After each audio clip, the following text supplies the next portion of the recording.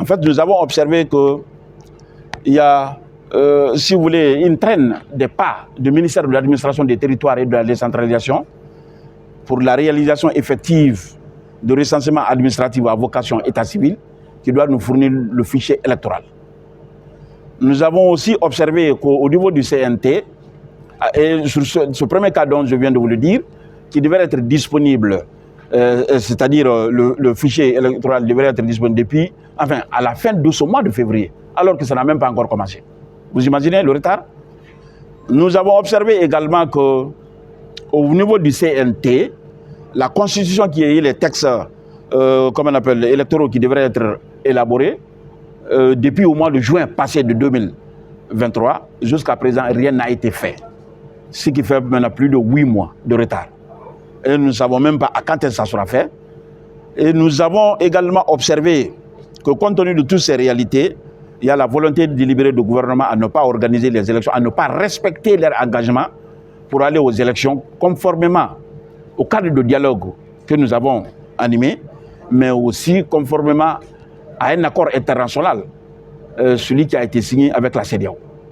Et c'est pourquoi, en tant que politique, nous avons jugé nécessaire de venir face aux médias pour transmettre ce message aux autorités, de respecter le chronogramme établi avec la CEDEAO pour nous permettre d'aller aux élections, qui sera une manière pour nous de restituer le pouvoir civil à nous les politiques.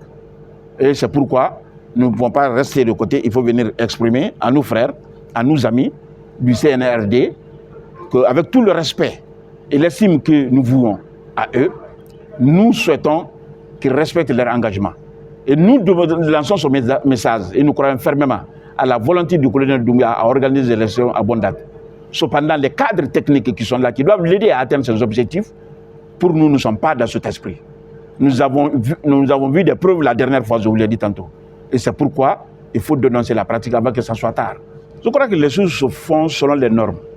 Il y a un chronogramme qui a été établi par les techniciens, mais qui devrait être exécuté avec la volonté politique. C'est ce qui manque. Qu'est-ce qu'ils peuvent nous dire pour justifier cette traîne de pas? La chose qu'on devrait obtenir, qui a été dit dans 13 mois, il faut l'obtenir. Ce 13 mois, c'est ce qui devrait être ce mois de février. Jusqu'à présent, cela n'a pas encore commencé. Qu'est-ce qui justifierait ça?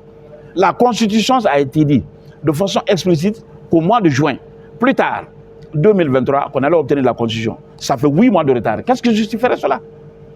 Pour nous, c'est un manque de volonté délibérée en vue de traîner les pas, à ne pas aller aux élections tôt, parce que certains cadres sont bénéficiaires des avantages, des privilèges, qui pensent que si les élections s'organisaient maintenant, là, ils risqueraient de perdre ces avantages-là. Donc, du coup, ils souhaiteraient retarder la chose. Nous avons les outils légaux.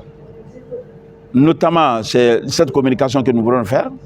Nous pensons que ça tombera dans les oreilles très attentives. Nous pouvons mener encore une bataille médiatique à rencontrer les diplomates, transmettre le mémorandum que nous avons fait avec une lettre de transmission et demander les audiences à rencontrer les diplomates en leur demandant de jouir de leur influence auprès des autorités guinéennes pour nous publier maintenant un chronogramme réaliste et réalisable pour que cela, c'est-à-dire l'accord international avec la CEDEAO et aussi avec le peuple guinéen soit respecté. Donc ce sont des moyens que nous avons utilisés. On ne se mettrait pas dans une pratique subversive ou qui serait contraire à la loi. Nous sommes des démocrates et d'où le nom, le collectif républicain, c'est-à-dire les valeurs essentielles de la République. Les collectifs républicains pour le retour à l'ordre constitutionnel. Donc notre arme, ce sont des valeurs républicaines, pas autre chose.